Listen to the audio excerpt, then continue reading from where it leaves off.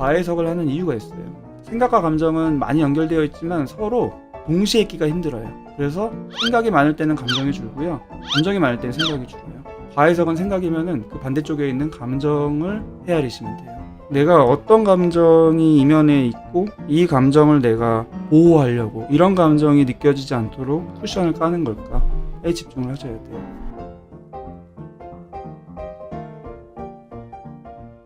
저 사람 되게 사회성 높고 인싸다, 저 사람을 배워야겠다, 그 사람의 리액션을 이제 외우기식으로 이럴 때는 이렇게 하고 저럴 땐 저렇게 하고 이렇게 막 하는 마음이 들 수 있거든요. 실제로 그런 분들도 있어요. 근데 그렇게 하면은 망합니다.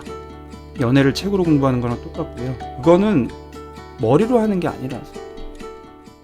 2번도 해보겠습니다. 사소한 말, 행동에도 과해석하는 저 어떻게 하면 좋을까요? 석권님이 말씀하신 과해석이라는 게 사람들이 뭐 말 하나하나 하는 거에 내가 속에서 혼자 과해석을 한다. 그게 이제 긍정적인 쪽의 과해석이 아니라 부정적인 쪽이겠죠. 그래서 속에서 또 속앓이를 한다. 기가 너무 빨리는 느낌이 들죠.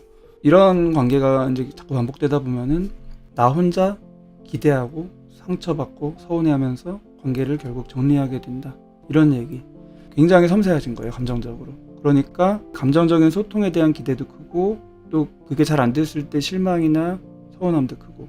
근데 이제 과해석이라는 거를 좀 말씀드리면은, 제가 요즘에는 조금 덜 말씀드렸지만 유튜브 초창기 때 제일 강조드렸던, 사람의 마음이 크게 나누면은 생각과 감정으로 나뉘고 서로 영향을 너무 많이 미치고, 과해석이라는 거는 생각이잖아요. 객관적으로 생각하는 게 아니라 과하게 오버해서 부정적인 쪽으로 치우쳐서 해석하게 된다. 그 이유는 아마도 내가 뭐 상처받거나 서운했던 그런 상황들이 연결되면서 그 사람을 바라보게 되는 거겠죠. 근데 내가 왜 이럴까? 이거를 어떻게 바꾸면 좋을까가 지금 고민이잖아요. 과해석하는 나를 어떻게 바꾸면 좋을까? 이런 고민을 하실 때는 이 과해석하는 것 자체를 바꾸려고, 줄이려고 하는 거는 사실은 어렵고 답이 안 나와요. 왜냐면은 이유가 있는 거라서. 과해석을 하는 이유가 있어요. 그럼 그 이유가 뭐지? 잘 모르겠죠. 모를 때는 생각과 감정 이렇게 두 개가 항상 맞물려 있는 거고 영향을 주는 거니까, 과해석은 생각이면은 그 반대쪽에 있는 감정을 헤아리시면 돼요. 부정적으로 사람을 보는 거는 이유가 있는 거예요. 제일 흔한 게 이제 벽을 치는 거죠. 제대로 직면해서 날 것 그대로 부딪히면 너무 아프니까 보호막을 좀 치는 거예요, 쿠션. 근데 그 쿠션을 좋게 치면 좋잖아요. 근데 왜 나쁘게 칠까요? 나쁘게 쳐야지 내가 마음의 준비를 하거든요. 내가 괜히 쿠션 없이 있다가 날 것 그대로 확 다치면 너무 상처고 너무 괴로우니까, 이미 그런 경험을 했겠죠, 과거에. 그러니까 나도 모르게 이제 그걸 방어기제라고 하죠. 방어막을 치고, 그래야지 실제로 상대방이 그런 행동을 하더라도 역시 내가 예비한 거니까 그럴 줄 알았어, 좀 덜 다치니까. 근데 그만큼 쿠션이 셀수록 진솔하게 사람과 사람이 상호작용하기 힘든 단점이 또 있죠. 부정적으로 자꾸 보이니까 만나기 싫고, 그러니까 혼자 있자. 만나면 스트레스 받으니까. 그러면 또 외롭고. 이런 식의 악순환이 많이 일어납니다. 그래서 아까 말씀드린 대로 과해석에 집중하지 말고요, 그 이면에 있는 감정, 내가 어떤 감정이 이면에 있고 이 감정을 내가 보호하려고 이런 감정이 느껴지지 않도록 쿠션을 까는 걸까에 집중을 하셔야 돼요. 감정의 이유를 찾아야지 있는 그대로 수용할 수 있을 것 같은데, 그 이유를 모르니 수용도 어려워요. 이게 이제 되게 중요한 얘기 하셨는데, 이유를 모르니까 수용이 안 된다. 1번 이유를 모른다, 2번 수용이 안 된다잖아요. 그런 프로세스가 당연한 건데, 의외로 이 반대가 사실은 되게 많아요. 내가 나를 수용하지 못하는 상황이고, 그런 수용하는 경험을 자연스럽게 많이 하지 못했고 패턴이 되지 않았을 때는 내 감정의 이유를 찾기가 어려워져요. 그래서 이유를 찾아야지 수용하는 것도 맞지만, 나를 수용할 수 있어야지 이유가 찾아집니다. 그 찾는 방법으로 킴 엘로이님이, 전 불안한 일이 생기면 어떤 상황에서 불안한지 일기에 적어보고 나중에 거기서 공통점을 찾아봐요 라고 해주셨습니다. 제가 이제 감정일기를 같이 써보자, 특히 멤버십 라이브 때 그거를 댓글로 주시면 한번 다뤄보겠다 라고 말씀드리는 제일 중요한 목적이 바로 이거예요. 감정의 이유를 찾거나 더 알아가는 하나의 방법적인 측면으로 같이 해보려고. 유비님도 말씀하신 사로잡히는 생각이라는 게 너무 어렵다는 거잖아요. 이게 이제 똑같아요. 아까 말씀드린 거랑 과해석하고는 이게 조금 다른 뉘앙스지만 이것도 역시 생각이 계속 사로잡혀 있는 거는 이유가 있는 거예요. 강박장애, 강박증 뭐 이런 관련된 검색어로 제 영상들을 검색해 보시면은 관련된 이유들을 좀 이해하실 수 있습니다. 뭐 이게 강박장애라는 게 아니라요. 뭔가에 꼬리에 꼬리를 물면서 생각에 사로잡히고 이걸 멈추고 싶어도 이제 안 나가는 현상이잖아요. 그 현상이 왜 일어날까요?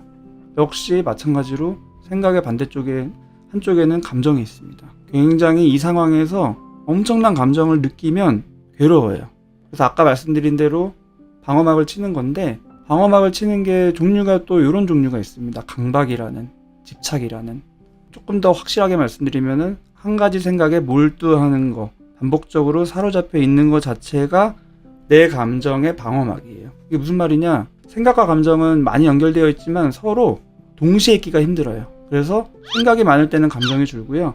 감정이 많을 때는 생각이 줄어요. 그래서 내가 너무 큰 타격을 감정적으로 입으면 이 감정을 줄이기 위해서 생각에 몰두합니다. 이 장면을 자꾸 이제 연상하는 것도 하나의 생각이고요. 그 이유를 자꾸 찾아가는 것도 생각이에요. 왜 그랬을까? 여러 가지 가능성. 그냥 기분 안 좋은 날 나한테 더 화풀이한 거다. 아니 그렇다고 해서 왜 나한테 화풀이를 할까? 뭔가 이런 식으로 생각이 꼬리를 무는 거예요. 숨어있는 감정을 찾아내야 되는 거예요. 지적받았을 때 어땠는지. 지금은 이런저런 가능성의 생각들만 돌리고 있는 거고요. 내가 사실은 진짜 괴로운 거는 그 감정이에요. 이게 뭐였는지. 감정은 내가 생각 안 하고 외면한다고 해서 없어지지가 않고요. 이런 식으로 자꾸 여파가 남아있어요. 내가 벽을 친다고 해서 없어지는 게 아니라 에너지가 남아있어서 다음 날에도 생각나고 그 다음 날에도 생각나고 그게 내가 할 일 없어서 생각나는 게 아니라 그 이면에 있는 감정을 놓쳤기 때문에 해소가 안 됐기 때문에 생각이 자꾸 돌아가는 거예요. 괴로우니까 자꾸 올라오려고 하니까. 석권님이 얘기를 또 해주셨네요. 내가 생각지도 못한 실수, 잘못을 얘기할까봐 불안하기도 했고 감정 쓰레기통이 된 느낌이 들어서 화가 났다. 예, 감정 쓰레기통 느낌도 요즘 많이 표현하는데 이것도 사실은 추상적인 표현입니다. 진짜 감정 쓰레기통이 만약에 됐다 치면 어떨까? 그 다음에 불안이라는 것도 물론 감정이지만 불안은 표면적인 감정이에요. 당연히 실수나 뭔가 잘못을 얘기하거나 지적받으면 마음이 불안해요. 근데 그거는 좀 이제 표면적인 느낌이에요. 그 이유가 있어요. 이면의 감정. 불안도 어떻게 보면은 방어막 중에 하나입니다. 내가 진짜 속에 있는 감정을 내가 마주하면 그건 너무 괴로우니까 그냥 모호한 불안으로 퉁쳐버리는 거예요. 불안으로 벽치기도 하고 꼬리에 꼬리를 무는 생각으로 벽치기도 하고. 그 다음에 감정 쓰레기통이 된 것도 마찬가지입니다. 감정 쓰레기통이라면 나는 어떤 감정이 드는가예요. 내가 만약에 감정 쓰레기통이다. 자기 감정 막 나한테 던진다. 그 상황이 되면 나는 어떤 기분이 드는가. 저는 사실은 이제 추정이 되기 때문에 이렇게 말씀드리고 싶어요. 근데 참고 있습니다. 보통 상담할 때도 그래요. 상담하시는 선생님도 그렇고 정신과 의사도 그렇고 이때는 이런 감정 아니었을까요? 라고 뭐 얘기해 주기보다는 최대한 본인이 깨달을 수 있게 기다리는 게 되게 중요하거든요. 왜냐하면은 주입식은 결국에는 한 번 듣고 잊어버리는 거라서 자기가 조금이라도 한 발짝이라도 더 근접하는 자기 스스로 그 경험을 해봐야 되기 때문에. 이수민님이 또 내가 그렇게 만만한가? 이것도 생각이죠. 내가 그렇게 만만한가? 라는 의구심의 생각. 그렇게 생각이 드는 것도 좋아요. 만만하다 치면, 내가 그렇게 만만하다 치면 나는 어떤가 감정이. 이게 이제 핵심은 감정이어서 이성에 사로잡히는 게 함정입니다. 사실 이수민님이 얘기해 주셨어요. 저도 이런 생각에 사로잡히면 빠져나오거나 내려놓는 게 어려워요. 이성적으로 생각을 할 때 내 기준에서 이해가 안 되면 못 멈추는 것 같아요. 이게 되게 아이러니한 게 이해가 안 돼서 못 멈추는 것 같잖아요. 근데 사실은 이해를 못할 거를 붙잡고 있습니다. 지금도 마찬가지예요. 모르는 거거든요. 내가 실수해서 그런 건지 그 사람이 그날 기분 나빠서 그런 건지 나는 몰라요. 근데 모르는 거를 자꾸 알려고 하는 거예요. 왜 그럴까요? 모르는 거를 알려고 해야지 계속 생각할 수 있거든요. 그래야지 이면에 있는 감정을 못 느끼고 안 느끼고 피할 수 있거든요. 나여건님은 그런 상황일 때 나 같으면 복수를 하고 싶다. 그쵸? 복수를 하고 싶다도 역시 상상이에요. 복수하는 행동을 머릿속으로 상상하면서 그러고 싶다. 이것도 약간 감정이 동반되지만 생각이에요. 보통은 어떤 감정일 때 복수를 하고 싶을까요? 그 감정을 잡아야 되는 거예요.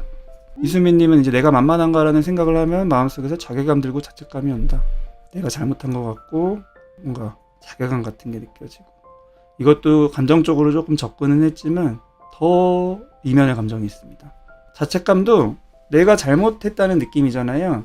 근데 이거 역시도 아까 불안처럼 쿠션이에요. 쿠션도 내가 진짜 속에 있는 감정을 퉁치려면은 내 탓하면 쉽게 퉁쳐져요. 아, 내가 잘못한 거야.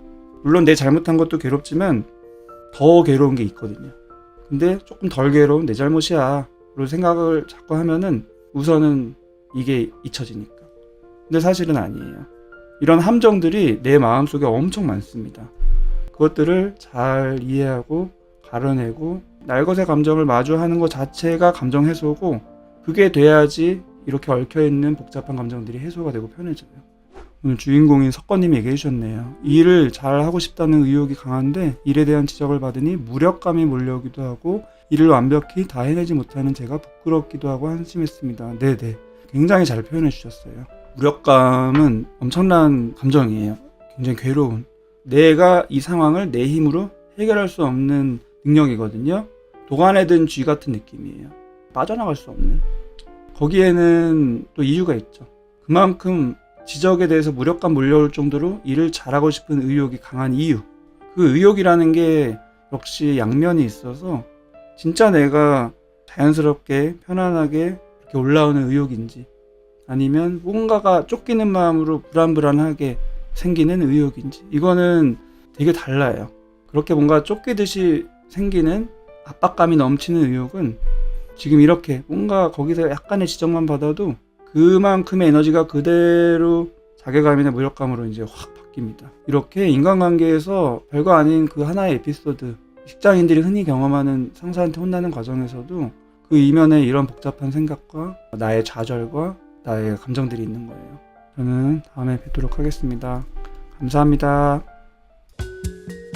영상이 도움되셨으면 구독, 좋아요, 댓글, 알림 설정도 부탁드리겠습니다. 시청해주셔서 감사합니다.